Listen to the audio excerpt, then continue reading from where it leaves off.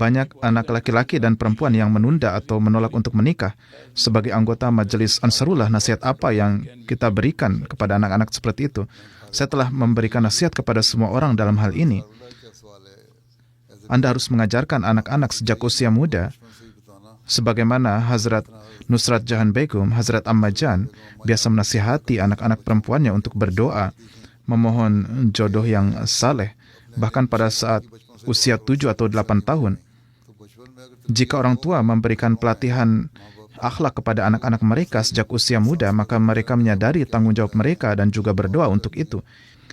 Jika sebagian mengejar profesi atau pendidikan tinggi, terkadang mereka tidak dapat menemukan anak laki-laki yang berpendidikan tinggi.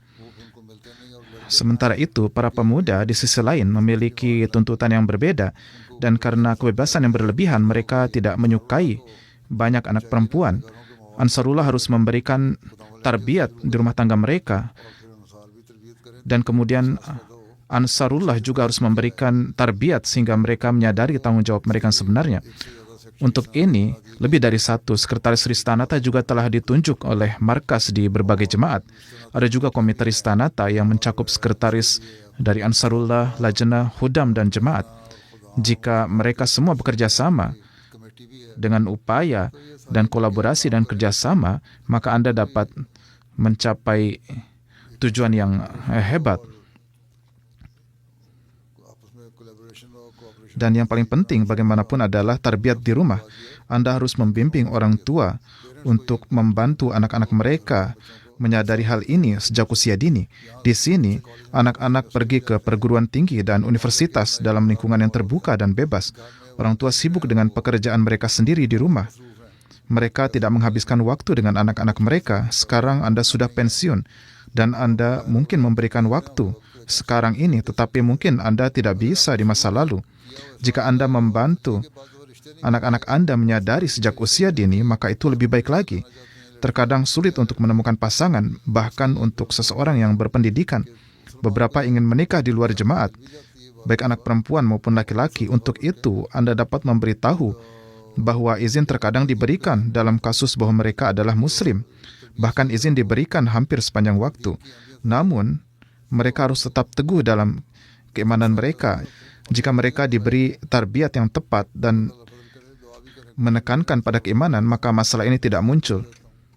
Di masjid di Amerika, kita terkadang melihat kegiatan penggalangan dana di masjid, meskipun acara fundraising ini atau penggalangan dana ini tidak dilakukan di area sholat utama masjid, tetapi seringkali di musim dingin, stall ini di area sholat. Huzur bersabda, jika dilakukan di tempat sholat, maka itu tidak benar. Namun jika di luar, jika ada ruangan, lobi atau ruangan apapun, Anda dapat mengaturnya di sana untuk penggalangan dana, yaitu dan juga untuk membayar canda. Atau jika para jemaat datang ke masjid dan Anda telah menempatkannya di sana pada saat itu, maka itu tidak diperbolehkan. Sekarang pertimbangkanlah bahwa orang-orang non-Ahmadi juga melakukan pengumpulan donasi mereka dan membuat pengumuman di masjid. Jika Anda mengunjungi masjid mereka, kemudian ada di kotak di luar, orang memasukkan canda mereka ke dalamnya saat mereka pergi. Tetapi karena Anda perlu mengeluarkan kwitansi, maka untuk alasan ini Anda dapat menempatkan pemberitahuan atau poster di pintu masuk atau di dinding luar supaya membayar canda. Namun menempatkan meja di dalam masjid dan mengumpulkan canda di sana itu tidak boleh dilakukan, kecuali pada acara khusus yang telah diatur secara khusus. Huzur berkenaan dengan mengadakan bazar di masjid seperti apa? Ini tidak benar. Ini sama sekali tidak boleh dilakukan di dalam masjid. Tetapi di luar Anda boleh melakukannya, dan jika dingin, selama musim dingin, maka seorang dapat mendirikan tenda kecil, gazebo, atau membuat pengaturan lain, tetapi di dalam masjid jangan sebaiknya dilakukan. Jika ada area luar atau halaman, maka tempatkanlah di sana. Beberapa orang melakukannya, tetapi bahkan untuk canda pun saya katakan ini sebaiknya tidak boleh di dalam. Ya, pengumuman itu dapat dilakukan di dalam. Jadi intinya itu adalah kecuali untuk tujuan keagamaan, tidak ada jenis pengumuman lain yang boleh dibuat di dalam masjid. Karena banyak Ansarullah berlatar belakang Asia yang tidak memiliki banyak hobi, apa nasihat Anda tentang cara terbaik untuk menghabiskan waktu setelah pensiun? Setiap orang itu pasti memiliki minat, bukan? Pertama-tama, Anda tidak benar-benar pensiun. Bahkan di usia 80 tahun, mereka mengatakan bahwa selama lutut masih sehat. Saya berkata kepadanya, Dokter Sahib, lutut saya tidak berfungsi. Jadi hanya ketika lutut tidak berfungsi lagi, barulah ia berhenti bekerja. Selain itu, kalian harus terus bekerja. Di Amerika, kalian bahkan tidak mampu untuk pensiun. Kami telah melihat di sana bahwa tidak ada yang mengambil pensiun karena bantuan sosial itu tidak tersedia di sana seperti di sini. Benar kan? Jadi untuk alasan ini, Anda harus melihat apa minat Anda. Dengan demikian, manfaatkanlah orang-orang seperti itu dalam pengkhidmatan jemaat. Jika mereka sudah bebas dan memiliki sumber penghasilan, mereka harus menggunakannya untuk rumah tangga. Atau jika rumah mereka telah sepenuhnya menjadi freehold dan tidak ada mortgage atau bayar rental dan sebagainya, maka mereka mampu untuk itu. Selain itu, mereka akan menjual rumah dan tinggal di rumah yang lebih kecil.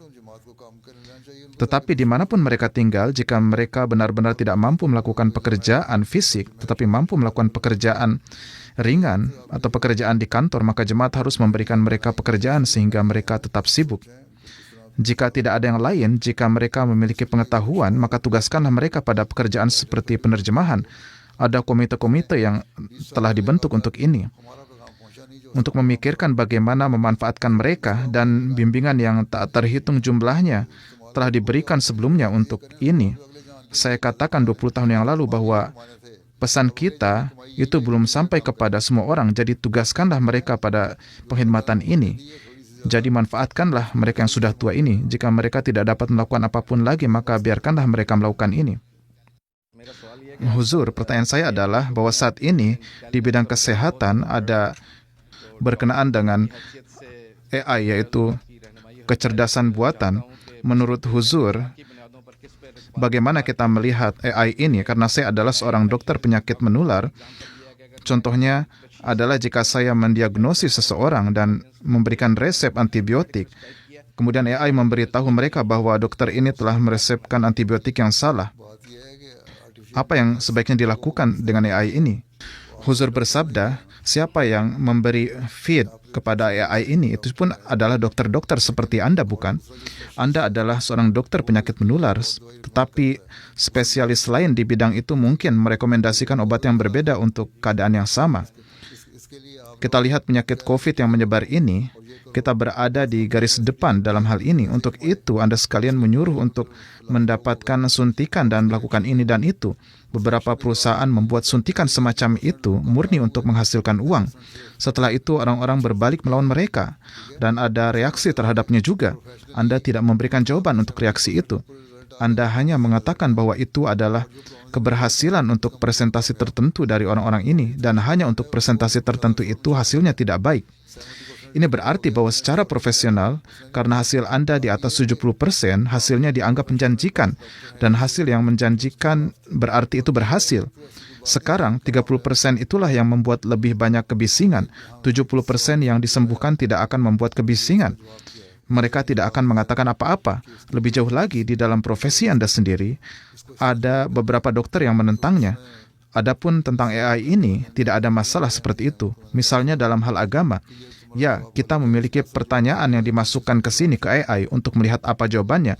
AI memberikan jawaban yang mengatakan bahwa hadis untuk ini adalah ini, dan dijawab dengan cara ini. Kemudian penanya, ia adalah salah satu Ahmadi kami. Saya telah menyuruhnya untuk melakukannya. Kemudian berkata, jawaban Anda salah. Jawaban sebenarnya adalah bahwa hadis ini bertentangan dengannya. Jadi itu AI berkata, ya Anda benar, jawaban saya itu adalah salah. Jadi AI mengakuinya sendiri. Anda tidak dapat mengandalkannya sepenuhnya, itu mengandalkan AI. Juga tidak dapat mempercayainya sepenuhnya. AI tidak memiliki pikirannya sendiri. Ini adalah pikiran Anda yang bekerja di balik AI. Setelah mereka memasukkannya, ia memberikan jawaban. Atau banyak pandangan datang di hadapannya dan ia membuat laporan dan menghasilkan satu hasil bahwa ini seharusnya terjadi. Dan AI memberikan Anda laporan tentang itu. Oleh karena itu, katakan kepada orang-orang untuk tidak terlalu mempercayai AI. Kenyataannya adalah bahwa kami memeriksa Anda dan memberitahu Anda bahwa Anda memiliki penyakit tertentu ini. Dan ini adalah tes Anda. Pertama-tama, dokter-dokter saat ini lebih mengandalkan tes. Lakukan tes darah, tes urin, tes MRI, dapatkan scan. Ini adalah yang Anda lakukan, bukan? Sedangkan dokter-dokter lama seperti Dr. Hazrat Mir Ismail Sahib, yang adalah seorang ahli bedah umum, ahli bedah ortopedi, bukan? Dan juga spesialis THT. Mereka biasa melakukan semua pekerjaan dan merawat orang-orang dengan mengamati gejala-gejala. Atau dokter-dokter yang lama, sebagaimana disebutkan mengenai Hazrat Khalifatul Masih Awal radhiyallahu ta'ala anhu. Beliau mengatakan bahwa penyakit apa yang diderita seorang hanya dengan memeriksa denyut nadinya. Anda sekalian tidak tahu apa-apa tentang itu. Jadi, ketergantungan Anda lebih pada laboratorium. Dengan demikian, Anda harus memberitahu mereka, tes laboratorium mengatakan ini. Berdasarkan itu, saya merekomendasikan ini kepada Anda. AI berbicara secara tidak benar karena tidak memiliki semua tes laboratorium. Sekarang, karena orang-orang di zaman ini juga mendapatkan lebih banyak kepuasan dari tes, dan jika seorang dokter memeriksa mereka dengan sedikit lebih hati-hati, menggunakan stetoskop, dengan sendirinya membawa kesembuhan. Sekarang ada seorang wanita di Rabuah yang menjadi sangat sakit. Ia diperiksa oleh Dr. Mirza Munawar Ahmad Sahib. Ia adalah seorang dokter di rumahnya sendiri. Ia memeriksa tekanan darahnya dan lain-lain, dan memberinya beberapa obat. Ia mungkin mengalami demam atau tekanan darah tinggi. Jadi ia akan memberi obat untuk itu. Keesokan harinya ia berkata, Mia Sahib, beri saya injeksi yang sama lagi seperti yang Anda berikan kemarin. Padahal tidak ada injeksi yang diberikan kemarin, hanya tekanan darah yang diperiksa. Jadi ini adalah efek psikologis, bukan? Ya, jika Anda juga memeriksa tekanan darah dan memberikan obat, mereka akan mengatakan bahwa itu baik-baik saja. Dan untuk sisanya, katakan kepada mereka bahwa AI itu salah. Dan katakan, lihat, saya memeriksa Anda dengan sangat hati-hati. Ketika Anda mendengarkan keluhan pasien dengan penuh perhatian, mereka sudah 50% merasa tenang. AI tidak dapat memberikan rasa tenang. Ya, mungkin ada beberapa orang yang sangat percaya pada AI. Selalu ada beberapa orang seperti itu. Sekarang, bahkan ketika Anda memberikan obat kepada pasien, misalnya jika seorang dokter memberikan obat kepada saya membaca selebaran obat itu terlebih dahulu untuk melihat apa yang terkandung di dalamnya. Pertanyaan saya, kami melihat banyak wanita muda yang unggul dalam pendidikan, sementara beberapa pria muda kurang terlibat. Nasihat apa yang Huzur berikan untuk para pemuda untuk memotivasi mereka agar lebih baik di pendidikan? Huzur bersabda, intinya adalah bahwa di banyak keluarga, anak laki-laki diberikan lebih banyak perhatian, sementara anak perempuan tidak dihargai sebanyak itu. Karena hal ini, pola pikir anak laki-laki menjadi terpengaruh. Mereka mulai berpikir kami adalah yang difavoritkan, jadi kami tidak perlu bekerja. Di keluarga-keluarga di mana hal ini terjadi, dan ada banyak keluarga seperti itu dalam budaya kita, mungkin tidak seumum itu dalam budaya Eropa, tetapi dalam budaya kita, terutama di latar belakang budaya Pakistan, ini sering terjadi. Anak perempuan cenderung bekerja keras dan belajar karena mereka memahami bahwa mereka harus membangun masa depan mereka sendiri. Sementara itu, anak laki-laki sering dibesarkan dengan kemanjaan yang berlebihan. Namun ada juga banyak keluarga di mana hal-hal yang ini terorganisir dengan baik, dan baik anak laki-laki maupun anak perempuan diberikan hak mereka secara sama, secara baik. Banyak keluarga datang kepada saya di mana anak laki-laki mengejar PhD dan anak perempuan juga mengejar PhD. Anak laki-laki masuk ke kedokteran dan anak perempuan pun melakukan hal yang sama. Tetapi dimanapun, diskriminasi bahkan pada tingkat yang kecil itu ada. Jenis masalah ini mulai muncul. Keduanya harus diperlakukan secara sama. Ini tidak terbatas pada urusan duniawi. Ini juga berlaku dalam urusan agama. Hanya beberapa hari yang lalu, seorang gadis menulis kepada saya dengan mengatakan, ibu kami menyuruh kami untuk sholat, dan kami memang melaksanakan sholat kami. Ibu saya sendiri sangat teratur dalam sholatnya, dan kami, anak perempuan juga sholat. Tetapi saudara kami yang laki-laki setelah mencapai usia tertentu telah berhenti sholat. Mengapa? Karena ayah mereka tidak teratur dalam sholat. Dan ketika ia menyuruh saudaranya untuk sholat, ia menjawab, sholat adalah untuk anak perempuan, bukan untuk anak laki-laki. Pertanyaan selanjutnya, Huzur telah menyarankan kami untuk menyimpan persediaan makanan selama 3 bulan. Sayangnya ada banyak yang bahkan tidak mampu membeli makanan setiap harinya. Tolong berikan kami panduan. Huzur bersabda, mereka yang mampu, mereka seharusnya setidaknya menyimpan persediaan makanan yang cukup untuk beberapa bulan. Dan mereka yang tidak mampu, dan mereka adalah Ahmadi, maka jemaat harus mengorganisir dan membuat mereka agar dapat menyimpan makanan. Di sini, kami telah menyimpan hampir 3 bulan beras, tepung, dan hal lainnya untuk memberi makan orang-orang yang membutuhkan atau mereka yang tidak mampu, yaitu orang jemaat yang tidak mampu juga. Jadi ini adalah tanggung jawab jemaat. Inilah mengapa ketika Rasulullah SAW berhijrah dari Mekah ke Madinah, ada cukup banyak orang yang tidak mampu untuk bertahan hidup dan untuk memiliki roti harian. Sebagian besar dari mereka akan tidur dalam keadaan lapar. Kemudian Nabi SAW meminta agar ada sistem persaudaraan, mu'akhad. Dan kemudian beliau SAW meminta setiap penduduk Madinah untuk mengambil tanggung jawab atas satu orang yang telah berhijrah dari Mekah. Dan beginilah mereka mengaturnya. Inilah pengaturan yang juga harus Anda miliki. Jika Anda mampu membeli makanan Anda dapat menyimpan makanan untuk 3 bulan. Maka ini berarti Anda setidaknya dapat menyediakan makanan untuk 15 hari atau 10 hari kepada tetangga Anda, kepada saudara Anda, dan orang ini juga harus membantu Anda.